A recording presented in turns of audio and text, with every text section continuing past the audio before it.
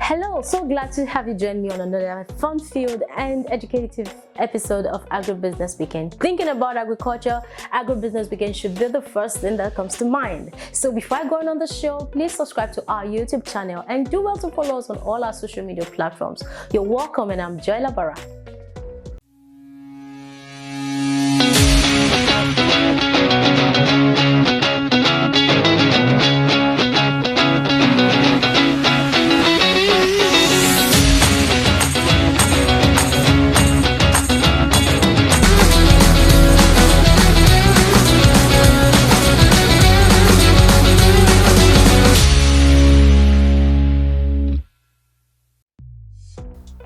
Welcome back. Now, agriculture and industrialization has been seen and accepted as one of the surest routes and most direct route to a boost of the economy, most especially like a country like Nigeria.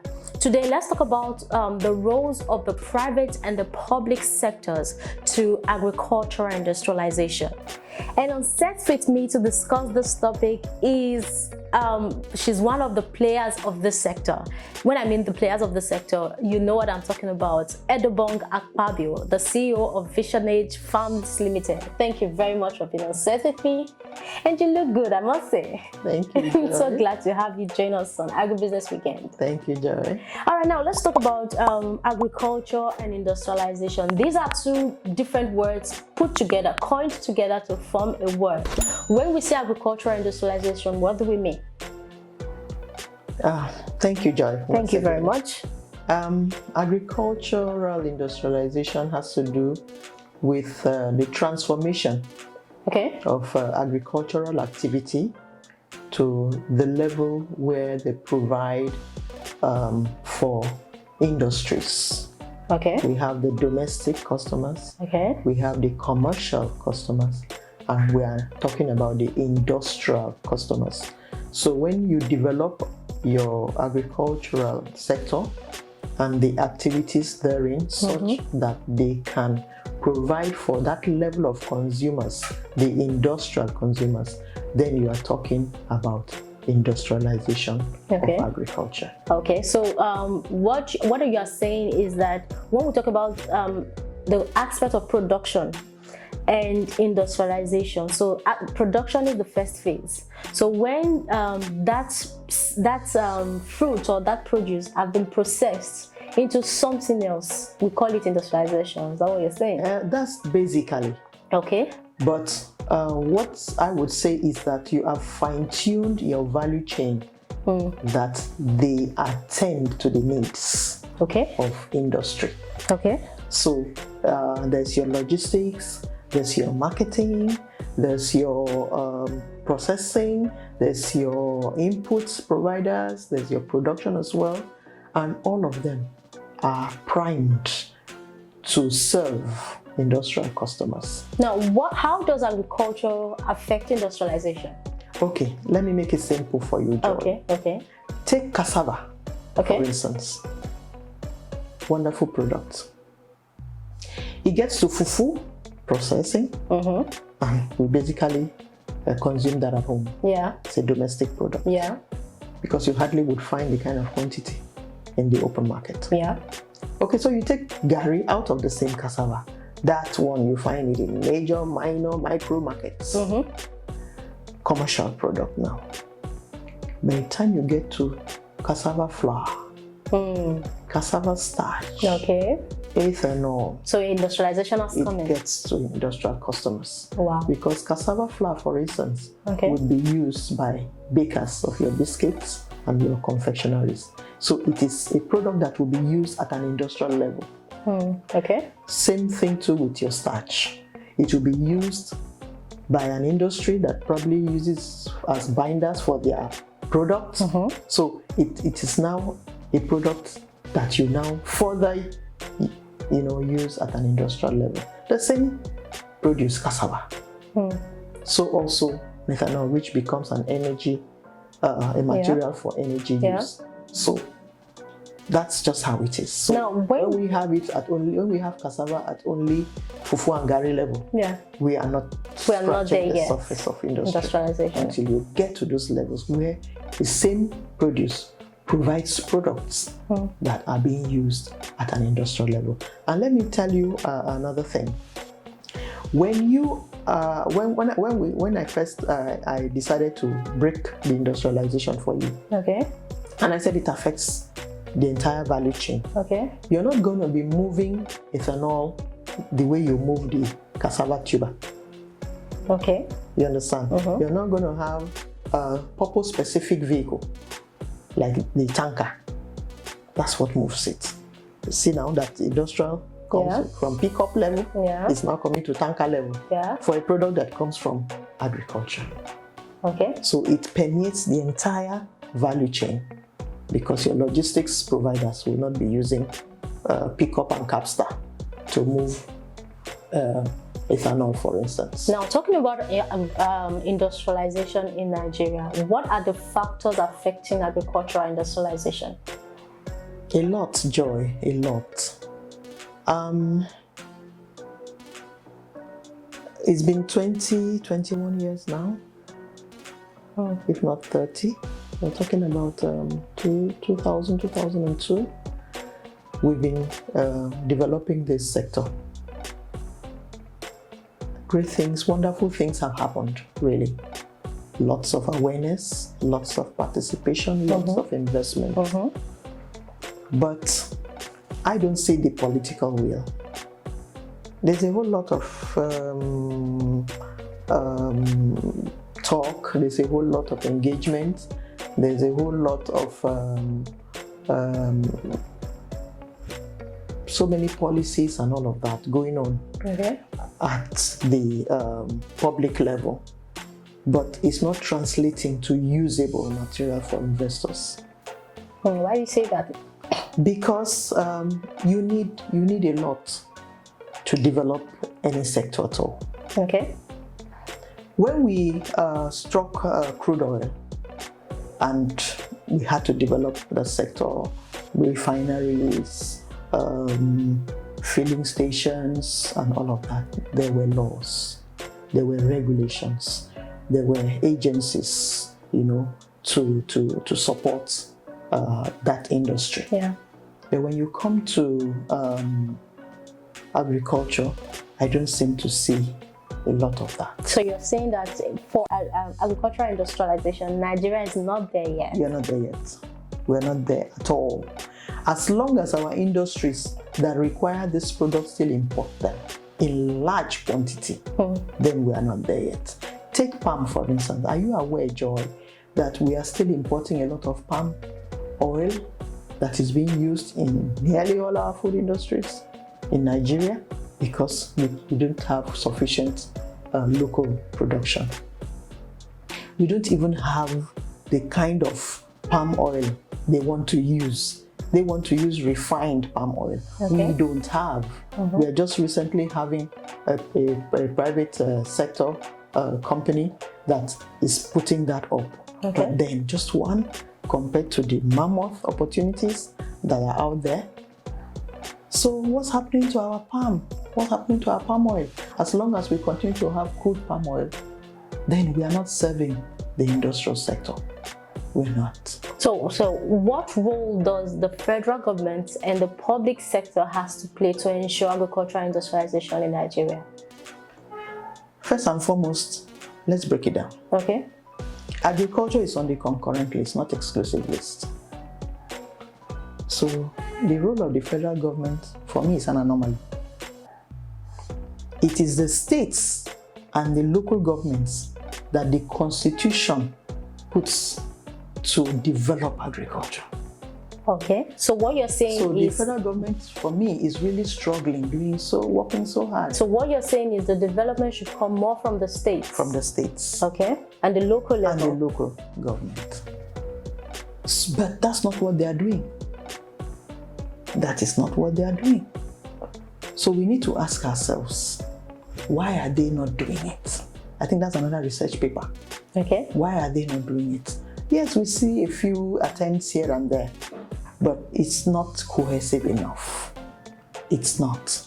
Throwing money at farmers and doing photo shoots of farm produce is not industrialization.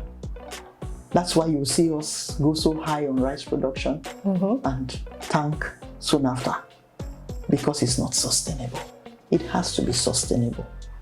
So the federal government for me is really trying very hard, but it's not gonna have any success because it is not it's not getting gains from where it should, except it has a cohesive relationship with the states.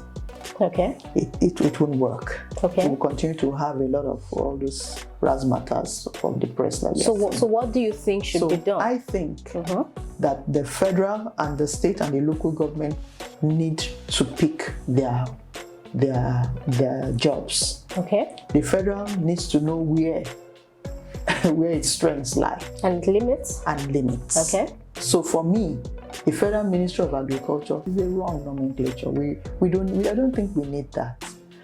But we need an NEPC, Export Promotion Council. As of now, we do need one to be able to provide us with the interface, local and foreign consumers of our products. They should be able to go to the NEPC. Oh, this is what we need. Who can get who in your country? And then NEPC contacts, tells them about the players, there, and they can come. For instance, producers of starch, like I said, if I'm taking cassava again, cassava flour, cassava starch, ethanol, they can go talk to them, and they can now work with other players in the value chain to meet the obligations. We can also have a NAFDAC. Okay. NAFDAC basically it's performing regulatory activities on products, value-added products from production agriculture. That's fine. But who is the agency that is regulating the production part of agriculture? Because now we have issues. Getting to industrialization means that production is sound. Okay. For instance, whoever is going to buy your cassava flour outside of Nigeria wants to know the factory that produces that flour, where did you get your cassava from? The farm it's coming from. Now, that farm, was it properly produced? I want to see records. Where did you get stem from? How did you clear your land? How did you prepare the land? What quantities? Did you use the right quantities of herbicides? Did you use the right quantities of fertilizer? Let me see your records, how your irrigation was. Let me see how you harvested. Let me see how you stored. They want to see all of that until it got to the processor. Okay. So if we don't get regulatory activities right at the production level, we are still going to have issues. Okay. So we need to factor in that as we are developing to industrial level. Okay. And these will be the concerns of the industrial sector. They want to see traceability. Records. They want to see records. So those are some of the things that help. So I don't see that we pick up from the product level. We don't seem to understand what happens before the value addition level. And that is where we get it wrong all the time. So at the public level, I believe that the states, the local governments, first and foremost, because that's where people are. That's where these activities take place anyway. The farms are there, the primary processors are there, the industries are there. So between the local government and the states, they should own like 90% of the activities, and let the federal government just deal with providing general policies, environment and policies, the kind of infrastructure, legal, that will ensure that we are able to develop to industrial level. Now, I know that whatever have disadvantages, advantages also have disadvantages. So I want you to tell us, what are the advantages and disadvantages of agricultural industrialization, most especially for Nigeria? Joy, I would rather the disadvantage is minimal. Really? Yeah. Okay. And the disadvantage, why I say it's minimal, is because it's dependent on some of the things that will not happen at the level of advantages. Okay. Where we don't have good regulatory system, there will be disadvantages, because advantages will have employment. Let's even start with that. We'll have innovation, because we are tending to a peculiar and bigger, businesses will scale fast when they are providing for industry. Okay. So there will be innovations, so many, and we are seeing them. We have the digital, sector we talked about earlier. All those ones will be developed to ensure that the industrialization of agriculture develops properly, because there will be those are support systems that will come in. They are businesses, but they support the development of the sector. And then, so that means we're going to have a lot of employment generation.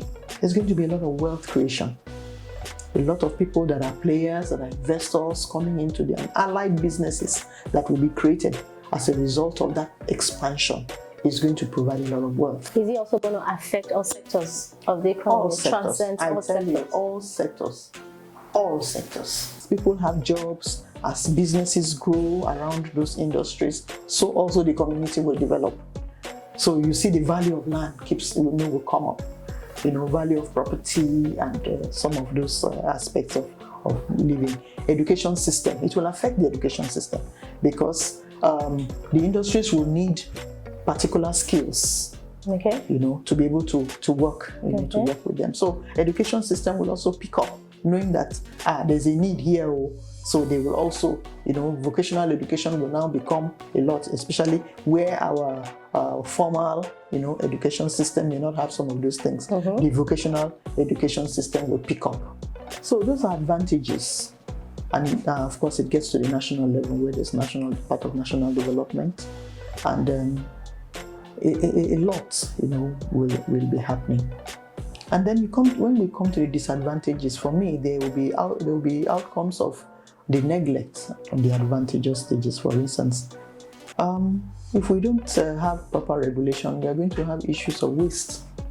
Okay. And waste that we are not able to manage properly now becomes a nuisance. And we have them. So we need to factor in some of those things. So for instance, if you look at the oil and gas industry, you are hearing oil spill, destroying a lot of land, soil, water bodies, and all of that. So when it comes to agriculture, it would be that some of the things that we got at the advantage were not properly, put together. So we would have things like waste to grapple with, and we really don't need another Olusegun. I don't want us to ever have any Olusegun anywhere in the country anymore. And I'm sure you know what I mean by Olusegun. That is the refuse heap at Ojota. Okay. And we really don't need such a place again. It's a nightmare. So those are some of the disadvantages we'll have. We'll have waste, we'll have a lot of abuse of materials, like fertilizer. So we'll run into issues of food safety. And climate change is here. Do you think inavailability of lands will also come in? Because I'm thinking right now that if we build all industries on our lands, where are we going to farm? Farming should not be such a big issue. Okay. Young people are doing fantastic things, I tell you, in small spaces. So when you talk about land, and you have innovations like greenhouse, indoor farming, that can give you more outputs than 3 times the size in outdoor, what are we saying? Okay. And then don't forget, we have not even used up to half of our land. Okay. So we have enough room really to grow. Okay. So that for me, that will not be a problem if regulation is working. It's when regulation, infrastructure, and our laws are not working, then we have issues. But we won't have that. I'm even looking at the disadvantages of us having to get land from communities that we do not compensate them. Okay. So we start having communal conflicts with the businesses that want to set up in all of those places. So if those things work well, that are going to be on the advantage, then our disadvantage would really be nil. So directly, agriculture should leave the federal level and come down to the states and the local level. Agriculture will grow better. Agriculture will grow better. The local government and state level. At the local government and state level. All right, so let's take a short break. When we come back, the show continues. Don't go anywhere.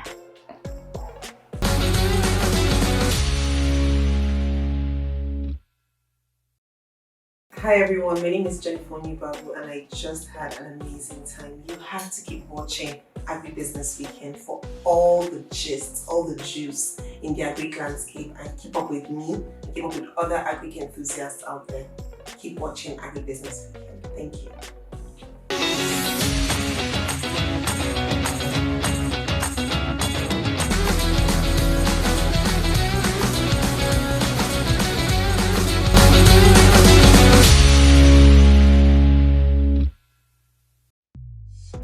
Welcome back. You're still watching Agribusiness Weekend and Edobong is still obsessed with me. Thank you very much, Mom. And I must say, it's really a great pleasure drawing from your wealth of knowledge. Now we want to get into the game section. Okay, so we have 10 questions on our list, and you're going to be answering 3. Yeah, I was expecting that. I was expecting that. All right, so I want you to pick randomly 3 questions. Okay. So let me get your first number. Number 679. Number 679. Okay, I love these numbers. How did you choose them? Say a parable in your dialect and give us the meaning. A parable in my dialect and give you the meaning. I'm a BBO. Okay. From Akwa State. And I will say, we have one that we normally say,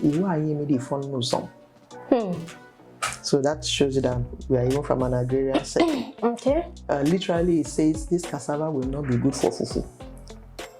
Okay. Literally. But what it's trying to say is that from what I am seeing, this will not turn out well. All right. That's amazing. Okay, let me get your number 7. All right, so I know you sing, like, even if you're not a professional singer. All right, so I'll say a word, then you sing a song with the word I will say. Yeah, so don't worry, you're gonna have fun. All right, so let me give you the first word. Love. And I will sing with it. Yes.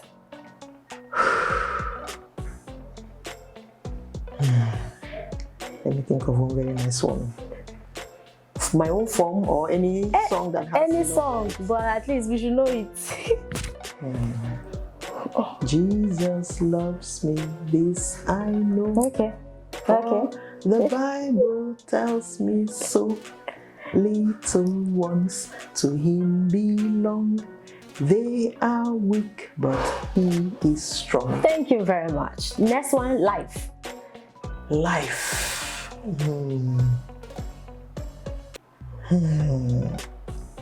A song. Yes, so a song. With life.